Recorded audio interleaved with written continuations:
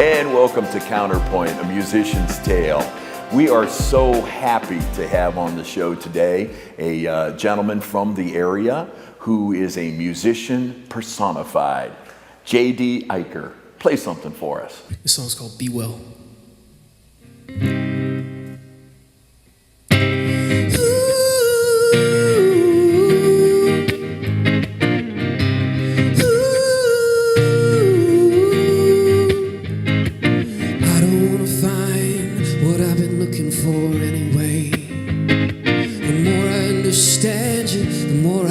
To look away, but something keeps the fight alive. Maybe because I know I'm right. This is not the way to get to me. I heard that you've been running over me. I know the crap that you're dishing out. And what's worse is you don't get what you need. Why don't we all put the weapons down? Stay on, make love, be well. Stay on, make love, be well.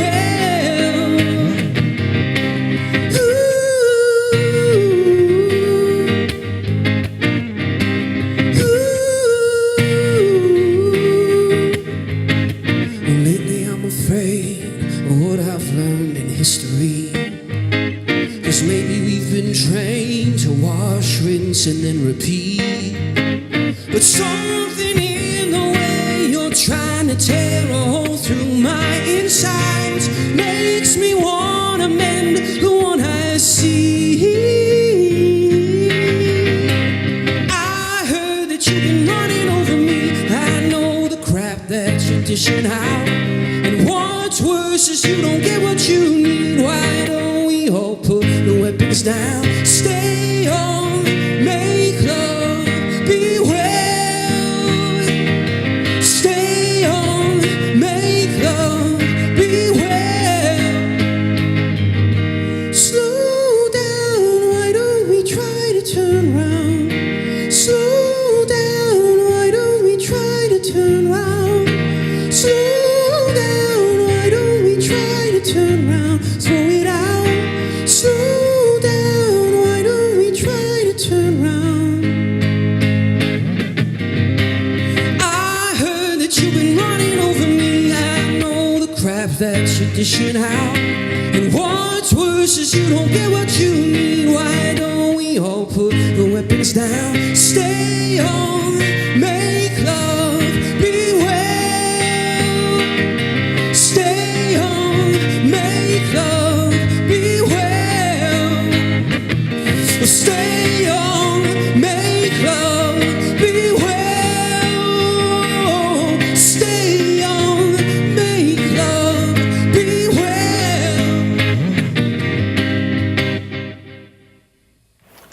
Damn.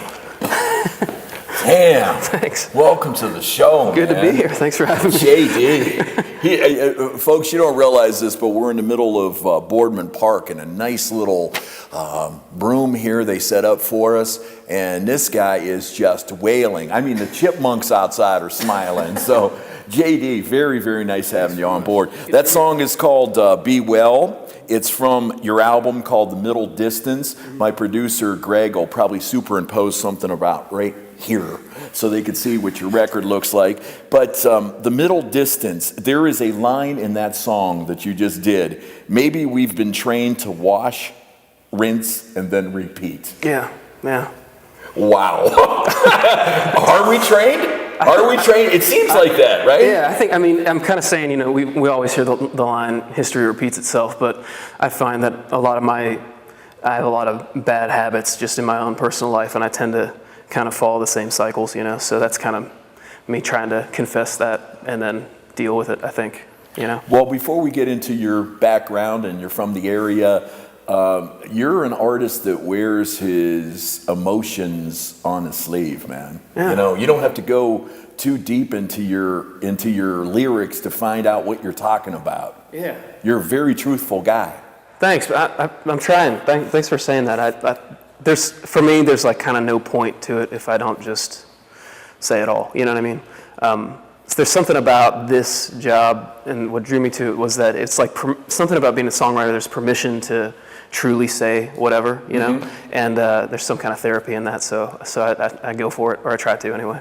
Well, you know, the old phrase about a tortured artist is the best kind of artist. Yeah. You know, the music that I like are, you know, usually guys and girls that are going through something. Yeah. And great creative stuff comes out. That's true. Among my songwriter friends, everybody's always joking that, you know, you got to get a little bit nervous if things are going too well, because it means the art. Wow. You know, it's true. You know? It's true.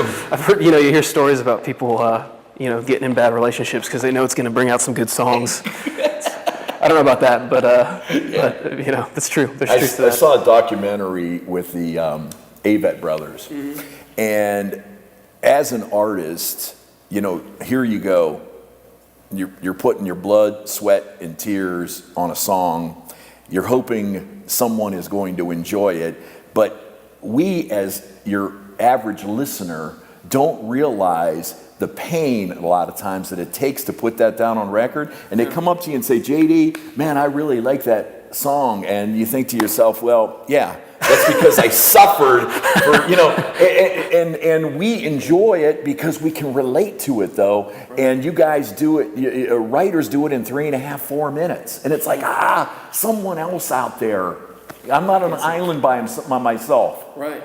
Yeah, no, that's, honestly, it sounds like something that might be taken the wrong way, because like, oh, well, I went through all this to write. But the truth is, that's the best thing you can hear, is somebody's like, man, that song really spoke, you know, and that's because you can't expect them to pour their heart out just because, you know, you did a while ago. But when people connect and they say that, yeah, I mean, that's everything, I think, you know. Well, for those of you who are tuning in right now, JD is the good-looking guy, okay? And you got the looks, you got the music, you got the voice. When did you start? Give us a little bit about your background. Yeah, well, I've always you know, sung and made up little melodies or whatever when I was a little kid. But we had a family friend who was through our church. We knew him. His name was Jim Murhut, and so he played guitar and bass. And so through kind of a weird chain of events, I got a little acoustic guitar, a cheapo thing from maybe like a JCPenney catalog, one of those, you know, maybe $60 instrument, nothing fancy. But and I remember, you know, we got Jim to come and teach me some lessons, and we ended up doing a lot of lessons at church. And I just kind of picked up guitar. I was maybe 12-ish, 12, 13, and just started taking lessons with him. And slowly it went from guitar playing to later, like several years later, it was like I never tried, but finally I just tried to sing and play at the same time. And as soon as I discovered that was doable, it was like the gates opened wide, and then I started to write songs and stuff. And oddly, the reason I bring up Jim is he now plays bass in my band, which is really cool. So, you know, he's a family friend, and but truly is just the best bass player I've ever. And he you know, so it's been cool that, you know, it's a cool thing for me because we understand each other really innately because he taught me how to play. So our language set. Yeah, he's known you for a long time. Totally, and our you know, we communicate in a way that it's the same language because it's how I learned from him, you know. So it's kind of a cool relationship in the band. But. Now, where did you grow up? I grew up in Canfield, right down the street from the high school there, and born and raised Canfield. Went to school over at Westminster College over in New Wilmington, so about 45 minutes away. So I've always been kind of Northeast Ohio, Western PA, and now I live over in Austintown, Canfield, neck of the woods, still in that area. You do a lot of traveling back and forth between this area and Los Angeles, this area and Nashville. Keeps you busy. It does, yeah. I always joke I live in Northeast Ohio / my car, because I'm just, it's true. I'm in my car. That's true musician, man, a road dog. It's true. You know, when I started, people were like, you're going to be living out of your car? And I was like, not really. And really, it is like that. I need a new car because it looks like I live out of that thing. But it's home though, right? Yeah, it is. I'm comfortable with it. I spend a lot of time on the road. And I've got a wife and a little baby girl, 2-year-old named Ellie at home. So I'm always fighting the balance of, you know, I got to keep the bills paid, and a lot of that is being on the road and playing those shows. but also, trying to balance that with home life and spending enough time here as well. So I was looking at your website, and you stay busy. If you get a chance, folks, go on his website, JD Eicher, which is EICHER.com, and I see you're heading to Austin, Texas, and you got some gigs coming up. Yeah, it's never ending. Every time, I'll get a couple weeks off here or there, but there's always something down the road, which is good. It keeps me going. I'm always working towards something which I like. There's always a project or a tour or something in the future that kind of keeps me focused. So you've been playing for a while. Your first release, I think, was 2009. Yeah. So that was my first. I was just out of college with the band, and we were a bunch of college dudes that played together, and we tracked a couple weeks out of school, tracked that record, and started. That was pretty much how I started. I didn't apply for jobs or anything. I just went straight to calling coffee houses and trying to do it. So, and I'm still trying to do it, But well, that's why you going. appreciate it so much more. I mean, it wasn't given to you, was it? No, certainly not. Now, your band was JD Eicher and the Goodnights, and you made a major change in your career a few years ago, where you just have now dropped the Goodnights. They're still with you. They're still your band. But it's your name out there front and center. Yeah, I always joke that it's mostly to accommodate my ego.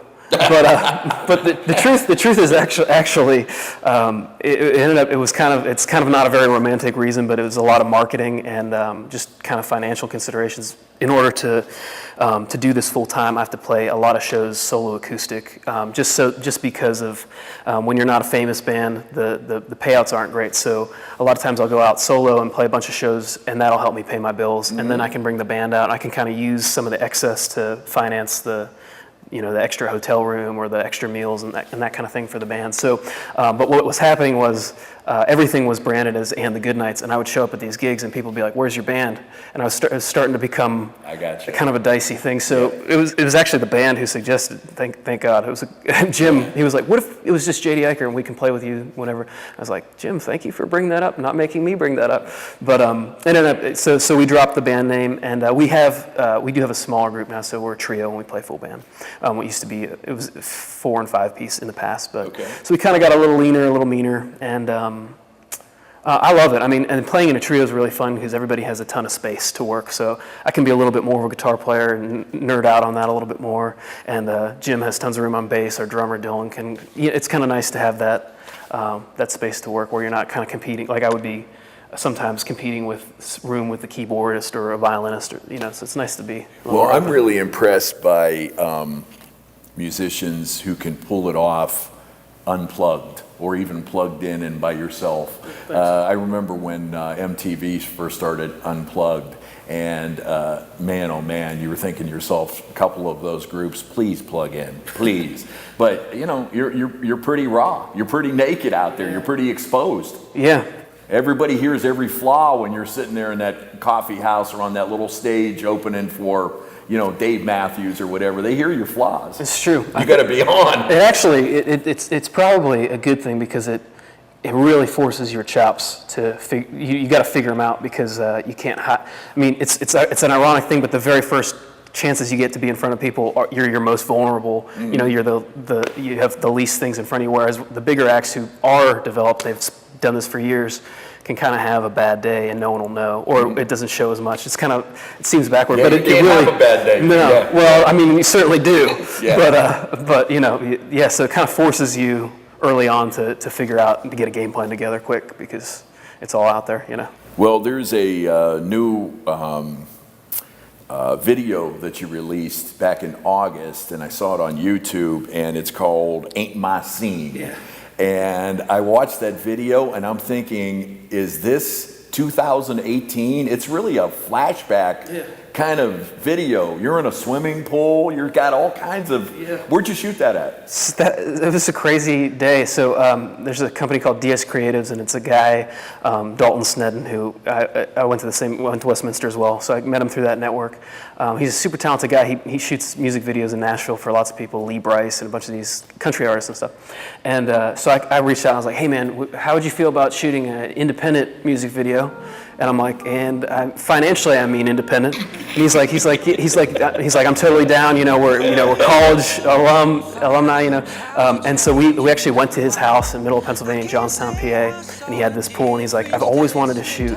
And the video ended up being this. He always wanted to shoot really simple, frame shots of locations and get kind of the right colors and enough interest in the background. And then he's like, we could just be really goofy and make. And the video was super fun because we just. Man, you can tell. Yeah, man, it was so fun. We just straight faced our way through just the dumbest situations. It was a blast. Although that pool, when you shoot, it's a 3-minute song, so you figure all right, what's it gonna take, an hour? Yeah. But it took each scene, there are 3 locations, and each just getting a shot set up took maybe 3 hours. Yeah. So I'm sitting in that pool with intense hypothermia, and in the very beginning, I'm coming out of the water, man. I was, the whole time, they're like, what about that leaf? Should we move that leaf? And I'm like, guys, the leaf is fine. He didn't tell you were shooting in December, right? Man, if you're looking for it, you can tell in the very beginning of the video, I'm coming out of the water, and I'm trying to sing and keep steady, but I am shaking, freezing cold. But and there's probably a playback that you're listening to, that you're you're syncing up to, right? Totally. We've done a couple music videos, and when we started, I had no idea how they did that, how they synced them. But the way we did it this time was just had a boombox basically blaring the song at us from behind the camera, and then I would try my best to match up. But good. Thanks. It's a little trickier. You would think that singing your own song would be kind of easy, but it ends up being kind of tricky. And then the drummer was maybe 10 feet behind me, so he actually heard the track a little bit on delay. So there were moments where we had to he had to play a little bit ahead of the beat so that it looked synced up because we were hearing everything off, a little bit off time. It's interesting. The song is called Ain't My Scene, and I'm going to ask you to play it right now. If you can do a little setup about the song. When did you write it?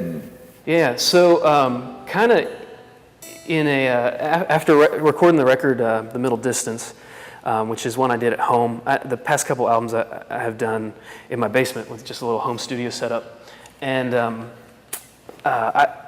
I like doing it that way, but I also you get into a groove where if I'm going to record a song, there's these 7 things I'll do, and it's going to sound, I already know what it's going to sound like, which is cool for a record or two, I think, but I needed to get out of that comfort zone. And so for these songs, this is one from an upcoming EP of a couple tunes. I wrote these songs and I kind of pushed myself to go in a couple different directions, but this one's real pop for me. And then I got a producer, his name's Bill Leffler. He's a West Coast guy over in LA, who's super talented producer, and I talked to him and I said, I want you to get me out of my comfort zone, make me uncomfortable, which is weird. I never thought I'd say that, but I was like, make me have to negotiate every idea. Yeah, and so that's what we did. And so I recorded some of it at home at my house, and then send it back to him, and then he would add stuff, and we went back and forth kind of over the internet, adding things. And it was fun that way because I never, he would send something, and we didn't talk about the ideas before they happened, so we got to really see an idea through and hear it in context. So we did that back and forth for a while, and then I flew out and we finished the tracks together and did the vocals in LA. And it was a great experience, but the song is about that. It's about getting out of your comfort zone and being in places that aren't really your scene, being in situations that maybe you don't belong, but most of my job is being uncomfortable. I'm in front of people. I have to somehow figure out I'm an introvert, but I've got to figure out how to be entertaining. It's a weird thing, but every time you're uncomfortable, you get something from that. You grow from it. So this song is kind of trying to get to that, I guess. But well, let's do it. It's called Ain't My Scene. Ladies and gentlemen, on Counterpoint, this is JD Eicher.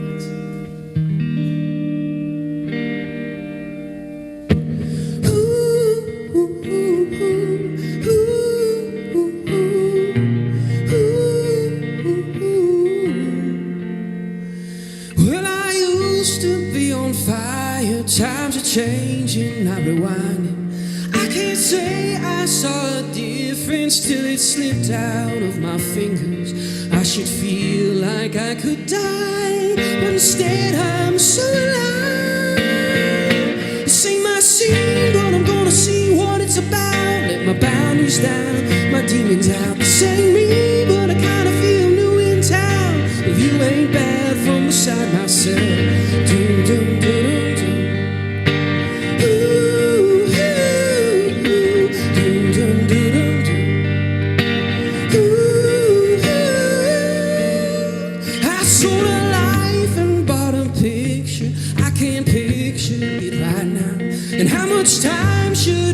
lost before what's lost becomes what's found.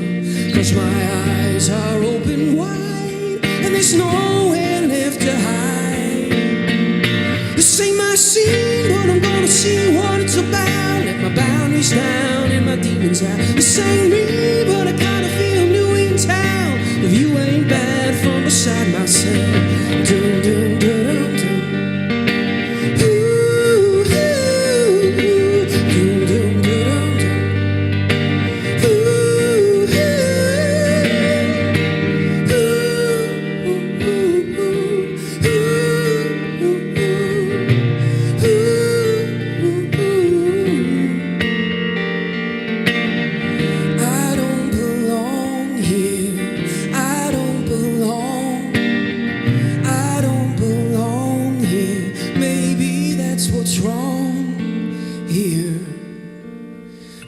Scene, but I'm gonna see what it's about. Let my boundaries down, my demons out. This ain't me, but I kinda feel new in town. The view ain't bad from beside myself. This ain't my scene, but I'm gonna see what it's about. Let my boundaries down and my demons out. This ain't me, but I kinda feel new in town. The view ain't bad from beside myself. Dun, dun, dun, dun.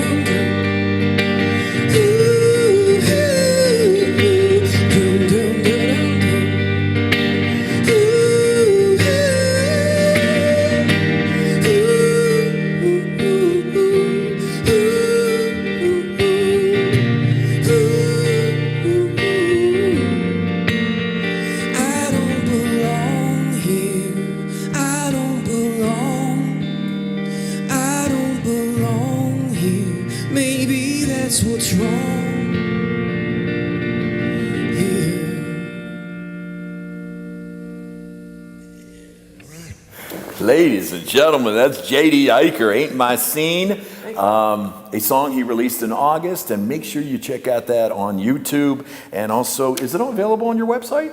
It is, yeah. There's links to everything. JDEicher.com. You're gonna really like the video. I got to throw a quote back at you that you said here. The music that I'm writing and releasing is really mirroring who I am and where I'm at the time in my life. It's easy to perform songs when they're very true. It goes back to what we were talking about a little while ago. I mean, that's pretty much sums you up, doesn't it? Yeah. That's what I'm going for every time. Is you know what's crazy is, you know, there's so many artists that don't write their own songs, and I don't think there's anything wrong with that, you know. But I couldn't imagine singing a song and calling it my own like that, because I really need to feel married to what I'm, you know. And so that's I think that's what I'm trying to get at is how could you sing 100 or 1,000 times through something? Anytime I write a song, I'm like, is this something I can sing 1,000 times? Because if I can sing 1,000 times, it's out the door. But if not, you know, it's time to go back and sort through those verses again, or, you know, whatever it is. I like to ask musicians, of course, who their influences are. Yeah. You know, who were you listening to that really turned your crank and got you moving in the right direction? Yeah. Well, the contemporary acts, you know, growing up I was in high school in the early 2000s, and that decade was pretty formative musically for me, but I listened to a lot of the usual suspects, the John Mayer, Dave Matthews, Coldplay, those bands that were doing really well at that time, and they kind of informed, I think, a lot of my like melodic sensibilities and stuff. The classic acts that I love are, you know, everybody's favorites, the Beatles. I love Queen. Jimi Hendrix, I could listen to him play a guitar solo all day long and never, you know. And I think probably my penultimate, the one, is Paul Simon. I think he is just, I have a huge man crush on Paul Simon. I think he's a master. That's a good guy to have a crush on. Yeah, no, he's a master. I got to see him live last year with my family. My whole family's kind of Paul Simon, you know, fans, and I mean he played his last song. You know, brought me to tears. He's a master. I think he's underrated, and I know that he's pretty highly rated, but I still think he's underrated. Yeah, so, yeah. I got you. Yeah. Well, I can hear a lot of those influences in your music, and it's really nice how you borrow from, and then you make it kind of your own. Yeah. Let's talk a little bit about this guitar that you won't be playing, but we got to talk about this thing. You know, you got this in Nashville? Yeah, just outside of Nashville. So this guy he's a builder. He makes guitars, and his name's Marty McMillan. So that's the M.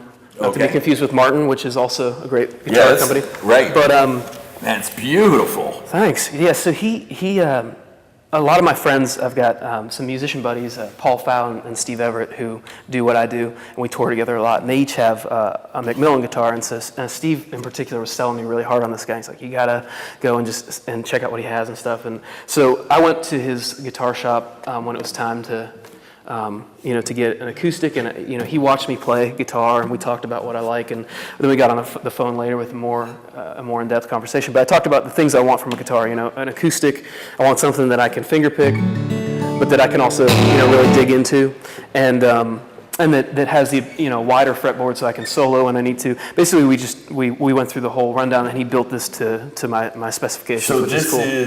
I can't go in the store and get this exact guitar. No, this is built for your hands and your feel and your vibe. Yeah, and I do, on acoustic, I play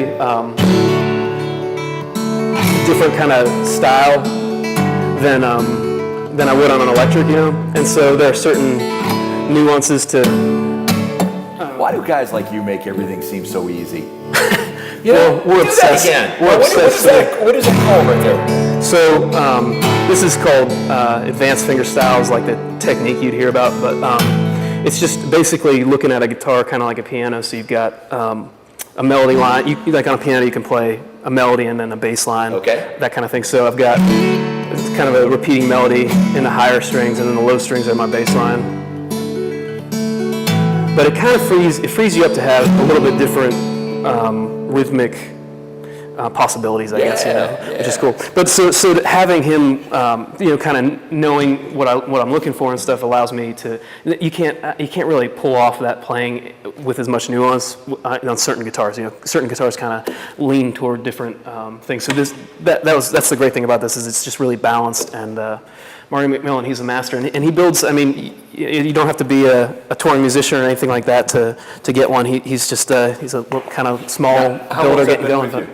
It's new. I got it in August, so I'm really I'm kind of just getting it under my fingers really, but I'm loving it. Well, let's get that electric back on you here, and when you're on this show, this is a low budget show. We make you work. No, it's all right. If you just think you're going to come in here and just go through the grind. I figure we play some Counterpoint, we make you work, man. There's a song that I really, really like off of the Middle Distance, and it's called "This Heart," and especially the beginning. I don't know if you do that when you play it by yourself, but that beginning, where did that come from? Man, well, I got bad news. I can't pull it off solo. Okay. It's definitely a band. That's all right. I understand. But I wanted to have. I think you kind of get. It builds. Yeah, thanks. I wanted to have a kind of a long intro that lets you kind of settle into the record and stuff. And that song, "This Heart," I knew that wasn't going to be like a radio single or something that was gonna need to be short. Sometimes you got to keep a song short for that, for commercial reasons. But so I was like, I'm going to let this song just kind of flesh itself out. And so I started with almost nothing, and then kind of try to build almost every bar, every other bar, kind of add more as I went. And then that intro melody line ends up being at the very end of the album in the song "Not Afraid," and it kind of it brings it back to around musically, which was cool. That was kind of the challenge, was to kind of connect everything. So, I was talking to you off camera, and you did all of that in your basement too. That's all you. That song, is all me. Yeah. So. It sounds fancier than it is now. With technology, you can really kind of dive in. But I play enough of every instrument to I always say I can kind of fake my way around. I'm not like a great drummer, but I know enough about drums to figure out a groove. No one's going to accuse me of being a great bass player, but I can figure out, a bass line that works. And sometimes that's actually better, I think, because it keeps it simple. It doesn't get in the way. There are moments where if I'm a guitar player, I want to be the guitar player, but really like what you need is just the song, you know? And so so there's some moments where there are times where I'm like, I'll call my bass player Jim, I'll be like, Jim, I need a bass player on this song. I need somebody who's gonna like make it sound like, you know, groovy and do the bass thing. But there are other times where the song just needs some bottom end, and that's different. Yeah, and you could put it so together so I can yourself. throw those kind of things together and make it work when it's, you know, I think I'm always kind of thinking about like what's best for the song, what works for the song. So in this song, I was able to kind of just pull it off on my own. Well, the album is called The Middle Distance. The song is called This Heart. And one more time, All right, JD yeah, Eicher. thanks.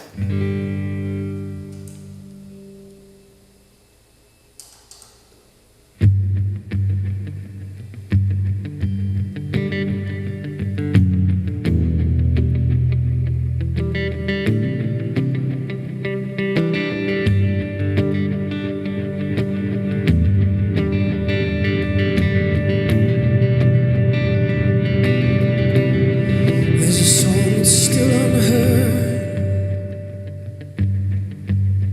There's a hope that still hangs on and never dies. There's a bunch of able words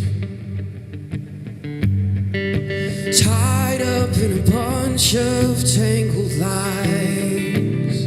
And there's a broken man lost in trying to answer for his sins. And there's some folded hands begging for a way to start again. Inside this heart, all my fears, all my worries are alive and well. Inside this heart, come on love, come on save me from myself. Somehow it's deafening and it's quiet, and it's empty and it's crowded all at once. And if you're looking, you can find it. Another scar, another thing I've done, but I live with everyone. I'm a fool for sure, and I'm insecure, lost to vanity and pride and greed and truth I can't ignore. But I'm faithful, this love is able to raise the wrongs and right the ruins, clinging to their home. Inside this heart, all my fears, all my worries are alive and well. Inside this heart, come on love, come on save me from myself. Somehow this heart is beating, this heart is beating, this heart is beating me up. This heart is beating, this heart is beating, this heart is beating me up. This heart is beating, this heart is beating, oh, this heart is beating me up. Well, come on, love, inside this heart, all my fears, all my worries are alive and well. And I have had enough inside this heart. Come on, love, come on, save me from myself somehow. This heart is beating, this heart is beating, this heart is beating me up. This heart is beating, this heart is beating, this heart is beating me up.